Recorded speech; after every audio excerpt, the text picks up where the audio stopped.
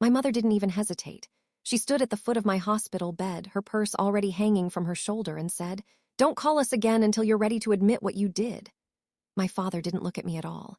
He just shook his head like I had disappointed him for the last time. Then they turned and walked out. The door didn't slam.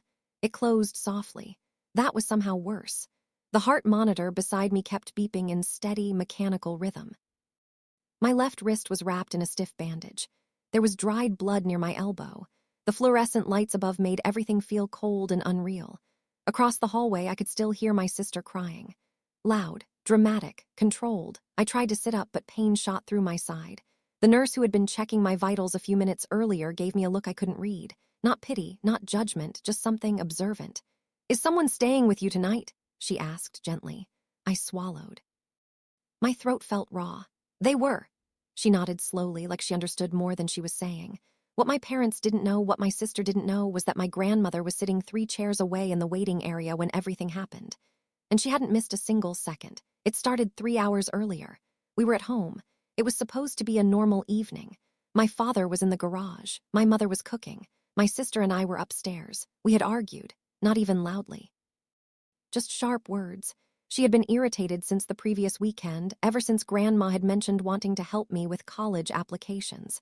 "You think you're so special now," she had said, leaning against the hallway wall. "I didn't ask her for anything," I replied. She rolled her eyes. "You don't have to ask. You just exist and everyone feels sorry for you." That wasn't true. No one felt sorry for me. If anything, I was invisible. She walked toward the staircase, then paused at the top step. I remember the exact way she looked at me. Calm, focused, calculating. "Watch this," she whispered. Before I could even process what she meant, she grabbed the railing, twisted her body awkwardly, and threw herself forward. She didn't just fall. She made it look real. Her shoulder hit the edge of the stairs first. Then she tumbled down the rest, screaming halfway through. The sound of her body hitting the wooden steps echoed through the house. My mother dropped something in the kitchen. My father came running. I stood frozen at the top of the staircase. She lay at the bottom, clutching her arm, crying hysterically. "She pushed me," she gasped between sobs. "She pushed me." I couldn't breathe. "That's not true," I shouted, rushing down halfway before my father grabbed me by the arm so hard I felt something strain. "What did you do?" he yelled. "I didn't touch her." My mother was already kneeling beside my sister, cradling her head. "Why would you do this?" she demanded, looking at me like I was a stranger. "I did." But it didn't matter. My sister was shaking, crying, repeating it over and over. "She pushed me. She's always hated me." The ambulance came within minutes. Everything blurred after that. In the chaos, when my father shoved me away from the stairs, I lost my footing and fell sideways into the wall. My wrist bent under me when I tried to catch myself. No one noticed. At the hospital, they rushed my sister into imaging. My parents stayed with her. I sat alone for almost 40 minutes before anyone even asked about my injuries. When the doctor finally spoke to my parents about her condition, he said there was no major fracture, just bruising. A mild sprain. That should have calmed things. It didn't, because my sister doubled down. "She grabbed me," she told the nurse. "She's been jealous for years." I heard it through the thin curtains separating our beds in the temporary triage area. My mother started crying. My father came to my side then. His face was pale, tight with anger. "I never thought you were capable of this," he said quietly. "I didn't push her," I whispered. He didn't answer. By the time they moved us into separate rooms, the decision had already been made in their minds. They believed her. And now I was lying in a hospital bed, officially alone. Except I was. Because when the nurse stepped out again, I turned my head slightly toward the hallway.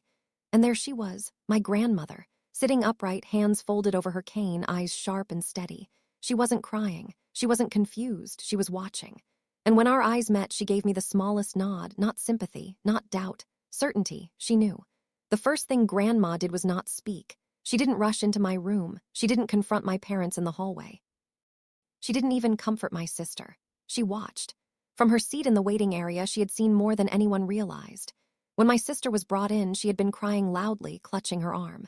But Grandma noticed something strange immediately. Between sobs, my sister kept glancing around. Not in pain, not confused. Checking reactions, measuring impact.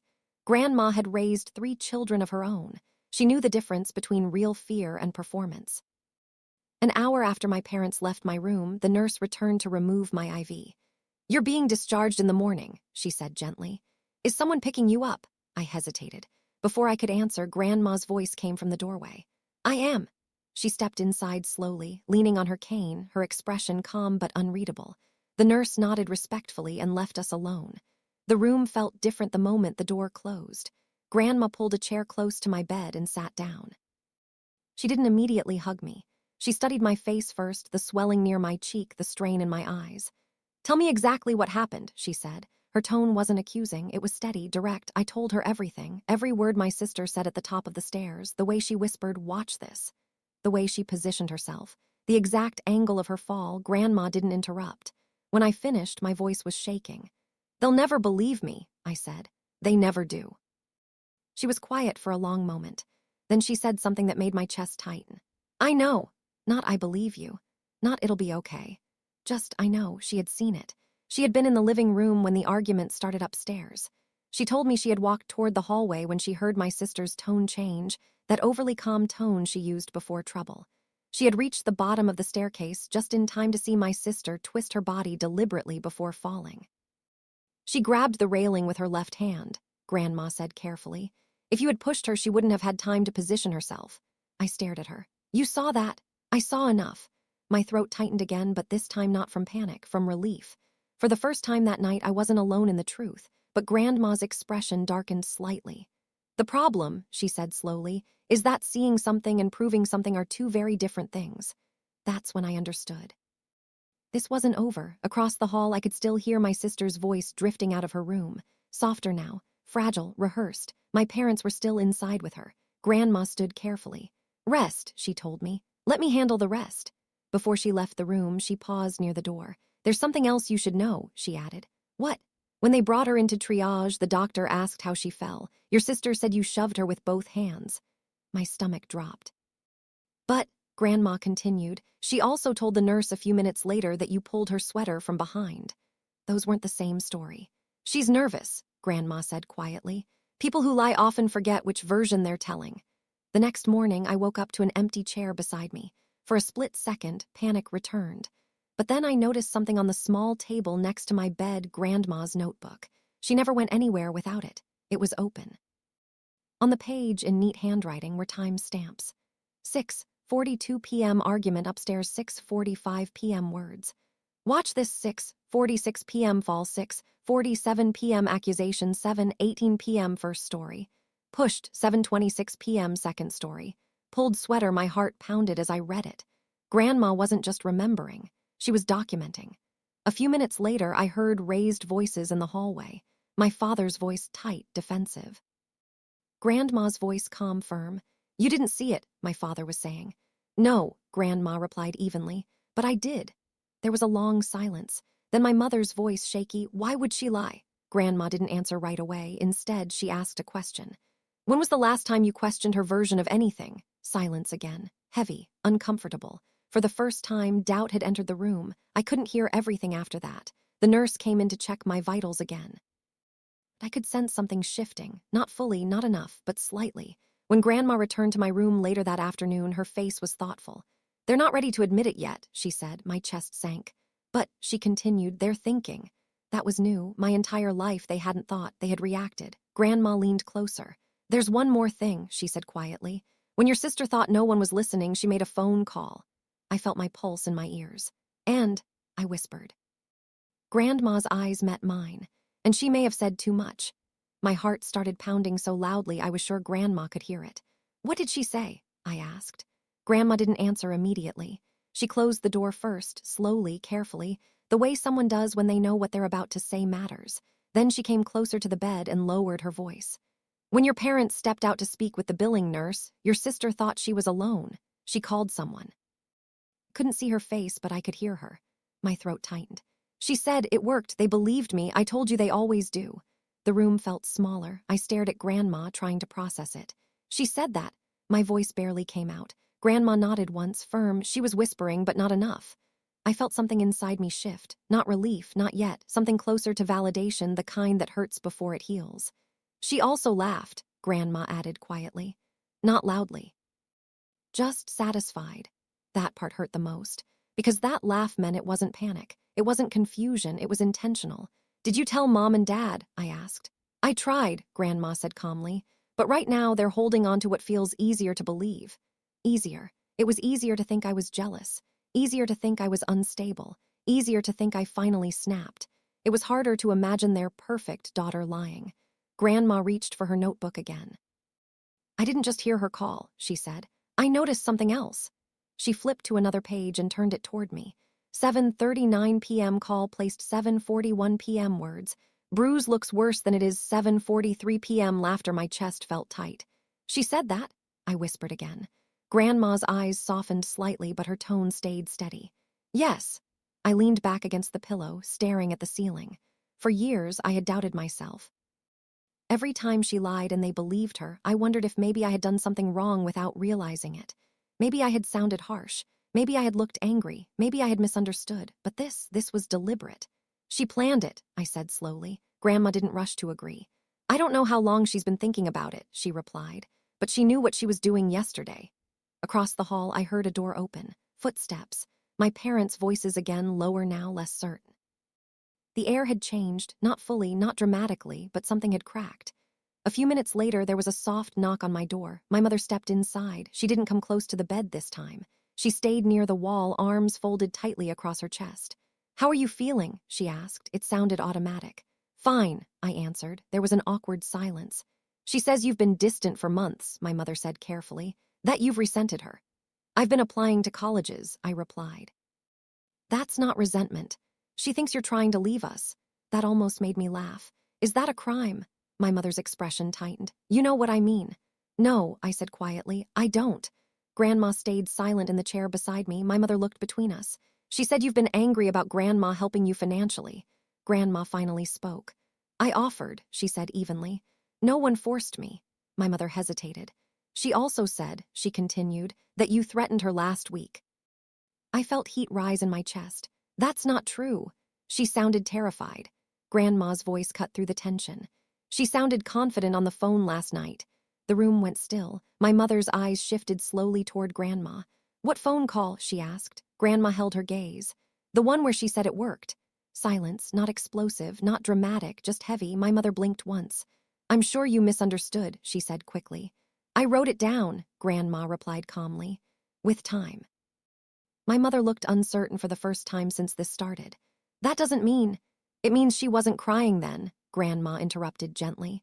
She wasn't scared, she was satisfied. My mother's breathing changed slightly. I could see it in her shoulders, doubt, tiny, fragile but present. Before she could respond, my father's voice called her name from the hallway. She stepped back toward the door. We'll talk later, she said, but this time her voice didn't carry certainty. When she left, I exhaled slowly. Grandma looked at me. This won't fix itself overnight, she said, but lies don't stay consistent under pressure. What if they still choose her? I asked. Grandma didn't hesitate. Then they will be choosing a lie knowingly. That was different. Before, they had chosen blindly. Now, if they continued, it would be a decision. And that changes everything. Later that evening, as the sun lowered outside the hospital window, I saw my sister being wheeled past my door for discharge. She wasn't crying anymore. She was texting. And when she glanced up and saw me watching her, she didn't look scared. She looked irritated, like I had complicated something. That's when I realized this wasn't over, not even close. By the time I was discharged the next morning, my parents weren't there. Grandma handled the paperwork. Nurse who had been observing everything the night before gave me a small, knowing look as she removed my wrist brace instructions from the printer. Take it easy for a few weeks, she said gently. And if you need medical records, you can request them anytime. Her emphasis on the last sentence wasn't accidental. Grandma noticed it too. We left through the side exit.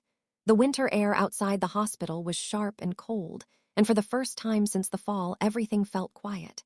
Too quiet. In the car, Grandma didn't start the engine right away.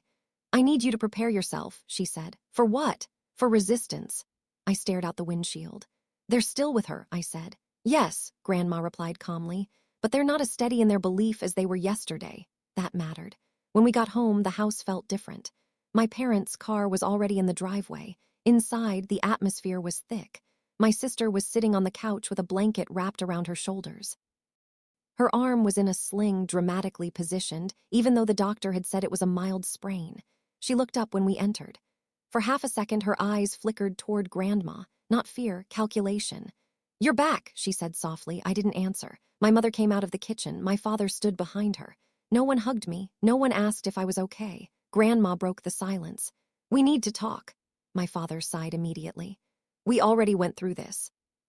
"No," Grandma said firmly. "You listened to one version, now you'll listen to another." My sister shifted slightly on the couch.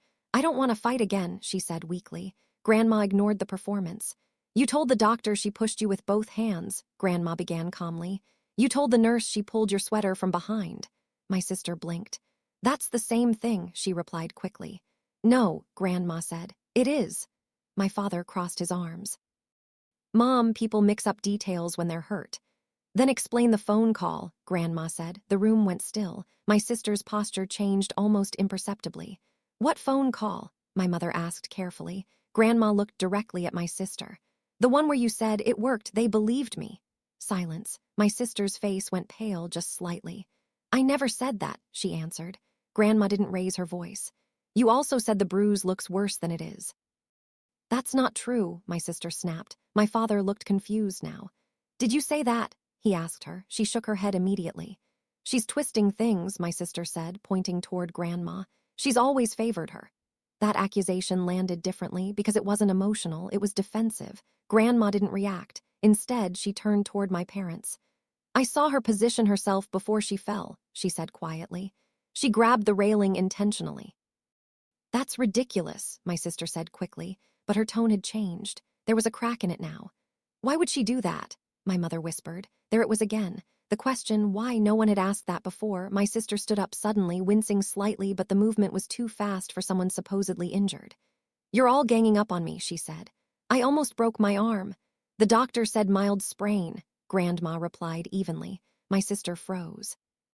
That wasn't what she had been telling people. My father's expression shifted, just slightly. "Why did you tell your aunt it was fractured?" he asked slowly. My sister looked at him sharply. "Because that's what they said."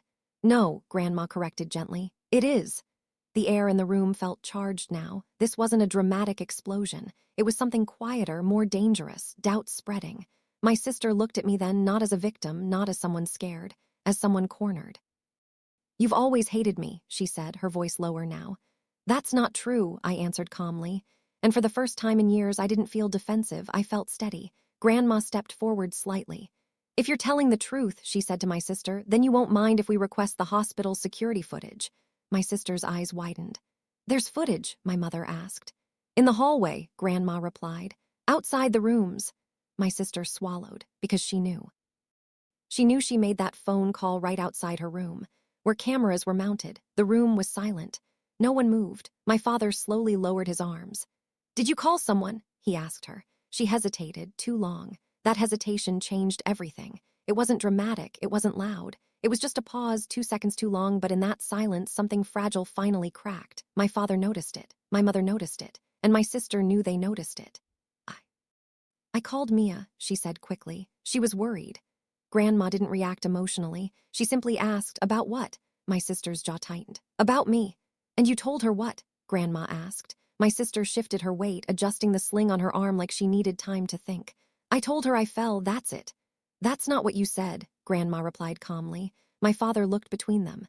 "Mom, unless you recorded it." "I don't need to," Grandma interrupted gently. "The hallway cameras will confirm whether she stepped out and made that call, and how long she was gone." The word cameras hung in the air like pressure. My sister's breathing changed. "You're unbelievable," she said, her voice rising. "You're trying to turn them against me." "No," Grandma said. "I'm asking for consistency." That word hit harder than any accusation. Consistency, because lies unravel through inconsistency. My mother sat down slowly on the chair near the kitchen counter. Why would she lie? She whispered again, but this time it wasn't defensive. It was confused. No one answered immediately. My sister's eyes darted toward me, then toward Grandma, then toward my father. She was calculating again. I recognized that look. "I've always felt second," she said suddenly, tears forming, but slower now, less automatic. "Grandma's always helped her more." "That's not true," Grandma replied quietly. "I helped where help was needed." "That's exactly it," my sister snapped. Always needed help. She always got attention. The room fell silent, because that wasn't fear speaking, that was resentment. My father exhaled slowly. "This isn't about attention," he said carefully. "This is about whether you told the truth." My sister's eyes filled again, but now the tears looked different, not controlled, unsteady. You think I'd throw myself down the stairs? She asked, almost laughing at the idea. Grandma's gaze didn't waver. I think you misjudged how far you were willing to go. That landed hard. For the first time, my sister didn't have a quick answer. My mother looked at me then, really looked at me, my wrist brace, the bruise near my temple, the exhaustion in my face. You were hurt too, she said quietly. It wasn't a question, it was realization. I fell when Dad grabbed me, I answered calmly. My father's head turned sharply toward me. I didn't. You pushed me away from the stairs, I clarified. I lost my balance. He went silent. Because that part was true, and he knew it. The narrative wasn't as clean anymore, not villain and victim, just chaos, confusion, rash decisions. Let's request the footage, Grandma said finally. If I'm wrong, I'll apologize. It was a bold statement, because Grandma never made bold statements lightly. My sister's composure began to slip. You don't trust me, she said to my parents, her voice shaking. My father hesitated, and that hesitation was louder than any accusation. We just want clarity, he said carefully. Clarity, not automatic belief, not instant defense, just clarity. That was new. My sister looked like she was running through possibilities in her head. Footage, time stamps, phone call duration, camera angles. She knew the odds were shifting. Fine, she said suddenly, too quickly. Check it. But the confidence didn't match her eyes. Grandma nodded once. Good. The conversation didn't explode after that. It deflated. Quiet tension replacing loud emotion. My father stepped into his office to call the hospital about security footage access. My mother remained seated, staring at nothing. My sister slowly sat back down on the couch, her fingers gripping the edge of the blanket tightly. And for the first time in years, she wasn't in control of the story. That night, the house was silent. No one spoke during dinner. No one made eye contact. Around 9 p.m., my father came back into the living room. They said we can submit a formal request, he said quietly. It may take a day or two. A day or two. That meant waiting. Waiting meant pressure. Pressure meant cracks. My sister stood up again. I'm going to bed, she said, but as she walked past me, she stopped, just for a second, and under her breath, so only I could hear, she whispered, You're ruining everything. Not I'm scared. Not I didn't mean to. Ruining. That confirmed what Grandma already knew. This wasn't panic. This was plan gone wrong. And upstairs, behind her closed bedroom door, I heard something I hadn't expected. Not crying, not anger, pacing. I didn't sleep that night. Every time the house creaked, I thought about her pacing upstairs. Every time a door shifted with the air pressure, I wondered if she was rehearsing something new. Because that's what she did. She adapted. Around midnight, I heard her door open softly. Slow footsteps moved toward the bathroom. Water ran for a few seconds. Then silence again. Grandma's bedroom door opened not long after. She wasn't asleep either. The next morning felt heavy. No one mentioned the footage request at breakfast. My father left early for work. My mother barely touched her coffee. My sister came downstairs late, her sling adjusted tighter than before. She looked exhausted, but not from injury, from thinking. I barely slept, she said quietly. No one responded. Grandma sat at the table, calm as ever, reading the newspaper like this was any ordinary Thursday. Around noon, my father called. He put the call on speaker in the living room. It'll take 48 hours, he said. They need a formal written request. My sister swallowed. That's fine, she said quickly. There's nothing to hide. But her knee was bouncing rapidly under the coffee table. Grandma noticed. So did I. The rest of the day dragged. At one point, I walked past the staircase and paused. I looked at the railing, the exact spot where she had stood. The angle suddenly made sense in a way it hadn't before. If someone pushed her from behind, she would have fallen forward immediately, but she had twisted first. That detail wouldn't show on hallway footage, but maybe something else would. Late afternoon, my phone buzzed. Unknown number. I hesitated, then answered. Hello. Silence, then a familiar voice. You really want to do this? It was her. She must have blocked her number. I didn't start this, I replied quietly. You're dragging it, she snapped. You could have just apologized. For something I didn't do. You know how they are, she said, her voice dropping lower.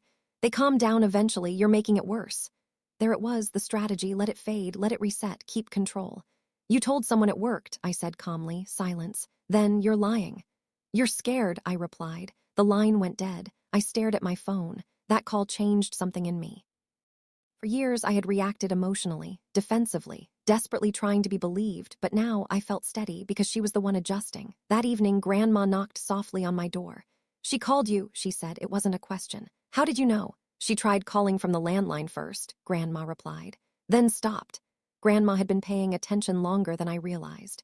She thinks she can still steer this, Grandma continued. But pressure reveals intent. I nodded slowly. What if the footage doesn't show anything? I asked. Grandma didn't hesitate. Then we rely on patterns. Patterns. She stood up and walked toward my desk. Come downstairs, she said. In the living room, she placed her notebook on the table again. But this time she added something else. A second notebook. Older, worn. I've been writing things down for years, she said quietly. My heart skipped. What things? Incidents. My mother, who had been in the kitchen, slowly walked in. What do you mean? She asked. Grandma opened the older notebook. Page after page, dates, small descriptions. 2018 vase incident inconsistent story, 2019 missing bracelet found in sister's drawer, 2020 teacher meeting conflicting accounts. My mother's face paled. You never told us, she whispered.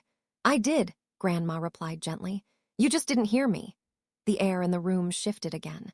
This wasn't about one fall anymore. This was about history. My sister came downstairs halfway through. She froze when she saw the notebooks on the table. What is that? She demanded. Memory, Grandma answered. My sister's eyes widened. You've been spying on me. I've been observing, Grandma corrected calmly. My father walked in at that moment, just home from work. What's going on? Grandma turned the notebook toward him. You wanted clarity, she said. Here's context. My father flipped through a few pages. The room was silent except for the sound of paper turning. With every page, his jaw tightened. These are coincidences, my sister said quickly. You're twisting things. No, Grandma replied. I'm documenting them.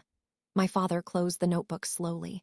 He looked at my sister, and this time there was no immediate defense in his eyes. There was something else, uncertainty. And uncertainty was something she had never faced before. The silence in the living room felt heavier than any argument we'd had before, because this time no one was shouting. My father held the notebook in his hands like it weighed more than paper. These dates, he said slowly, flipping back a page, are accurate. Yes, Grandma answered calmly. I wrote them the same day each incident happened. My sister let out a sharp breath. You've been waiting for something like this, haven't you? Grandma didn't flinch. I've been waiting for you to stop. That landed harder than anything else she'd said. My mother sat down slowly, rubbing her temples.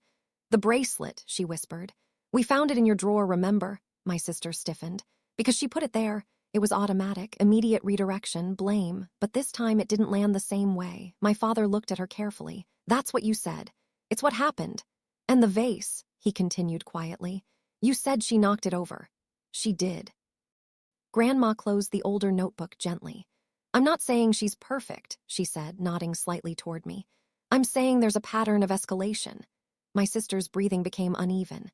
You're all insane, she snapped. You're rewriting everything. No, my father replied, his voice steady but different now. We're reviewing it. Reviewing, not defending, not dismissing, reviewing. That shift was subtle, but it changed the entire balance in the room. My sister's eyes moved quickly between them. Losing ground.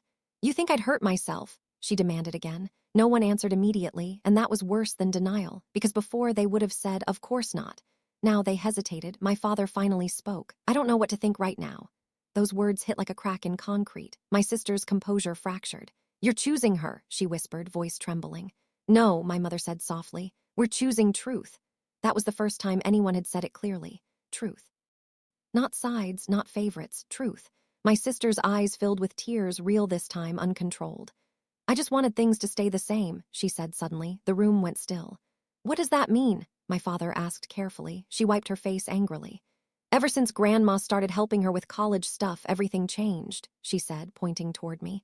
You started praising her more, talking about her future, like she was going somewhere. I blinked. That wasn't something I expected. Mother frowned. We've always supported you both. No, my sister said quickly. You supported her survival. Me, I was just fine. Grandma watched her closely. So you staged a fall, she asked gently. I didn't stage it. My sister shouted, but the denial was weaker now. You told someone it worked, Grandma reminded her calmly. Silence again, longer this time. My sister's shoulders slumped slightly, not fully admitting, but bending. I didn't think it would go this far, she muttered. That was it, not a full confession, but not innocence either. My father stared at her. What did you think would happen? he asked quietly. She didn't answer, because the answer was obvious. She thought I would apologize. She thought I would absorb it like always. She thought the story would reset. But this time, someone had been watching. Grandma stood slowly. "The footage will confirm whether she stepped into the hallway," she said. "But even without it, you've heard enough." My sister looked up sharply. "You can't prove I threw myself." Grandma nodded. "Maybe not." Then she added softly, "But you've already proven you're not telling the same story twice." That settled into the room like a final piece clicking into place. My father walked toward the window, staring out into the yard. My mother looked at me, really looked at me. "I'm sorry," she whispered, not fully, not completely, but the first crack of it. I didn't respond, not because I didn't hear her, but because I didn't know what to do with it yet. Upstairs, my sister's bedroom door slammed. Not dramatic, just frustrated. And as her footsteps paced again above us, I realized something had permanently shifted. This wasn't about punishment anymore, it was about trust. And trust, once fractured this deeply, doesn't snap back. It erodes, slowly, quietly, and sometimes permanently. The footage would arrive tomorrow, but tonight the illusion had already begun to collapse. The email from the hospital arrived the next afternoon. My father was the one who opened it. We were all in the living room again, same positions as before, but the air felt thinner now. Fragile, like something final was about to happen. "There's a download link," he said quietly. My sister was standing near the staircase. Not sitting, not relaxed, watching. Grandma didn't say anything. My father connected his laptop to the TV. The file loaded slowly. 30 seconds of hallway footage. Black and white, grainy, silent, but clear enough. The camera showed more than we expected. It showed my sister exiting her hospital room. It showed her looking both ways down the corridor. It showed her walking past the waiting area where Grandma had been sitting. It showed her stop directly beneath the wall-mounted camera. Then it showed her take out her phone. She wasn't crying. She wasn't shaking. She wasn't in visible pain. She leaned casually against the wall. And then she smiled. Not wide. Not exaggerated, but unmistakable. A small, satisfied smile. The timestamp matched Grandma's notes exactly. 7:39 p.m. She talked for nearly 3 minutes. Calm, composed. At one point, she even adjusted her sling, and the movement was fluid, not restricted. When the footage ended, the room was completely silent. No one spoke. No one moved. Because sometimes the absence of visible injury says more than a dramatic accusation. My father replayed it. Then paused on the frame where she smiled. He turned slowly toward her. "Explain that." Her face had drained of color. "It doesn't prove anything," she said quickly. "I was trying to stay strong." "For who?" my mother asked quietly. My sister opened her mouth, then closed it, because there was no one in that hallway, no audience, no pressure, just her and the camera. "You said you were terrified," my father continued. "You said you were shaking." "I was," she insisted. Grandma finally spoke. "People who are terrified don't check their reflection in the security glass." My father rewound slightly, and there it was. Right before she made the call, she turned her head slightly toward the dark reflection in the window, adjusting her hair. My sister's breathing became uneven. "You're twisting it," she whispered. "No," my father said quietly. "We're seeing it." The illusion was gone, not because of a dramatic confession, not because of screaming, but because the performance didn't match the reality. My mother covered her mouth with her hand. "Why?" she asked again. But this time her voice wasn't confused, it was hurt, and my sister finally cracked. Tears fell, real ones now. "I didn't think you'd abandon her," she said suddenly. The room froze. "You said they always believe me," Grandma reminded gently. My sister looked at her sharply. "I just wanted to scare her," she cried. "I didn't think they'd actually leave her." The words hung in the air, because that was the truth. She didn't expect consequences. She expected control. My father's face hardened. "You lied," he said. My sister shook her head desperately. "I just exaggerated." "You accused her of pushing you," my mother said. "That's not exaggeration." Silence. The weight of it settled fully now. For the first time, my sister didn't deflect, didn't redirect, didn't accuse me back. She just stood there, caught. Grandma leaned back in her chair. "This wasn't about attention," she said quietly. "It was about control." No one argued, because no one could. My father turned off the TV. The room felt different now, not explosive, not chaotic, just stripped. Raw. My mother walked toward me slowly. She didn't rush, she didn't dramatize, she just stopped in front of me. "We were wrong," she said softly. The words felt heavy, not comforting, not fixing anything, just real. And real was new. My father remained still for a moment longer, then walked over too. "I should have listened," he said. It wasn't loud. It wasn't emotional, but it was honest. Upstairs, my sister's door closed quietly. No pacing this time, no performance, just silence. And in that silence, I realized something important. They hadn't just believed her. They had chosen the easier story. But now, the easier story was gone. Only truth remained. And truth doesn't disappear once seen.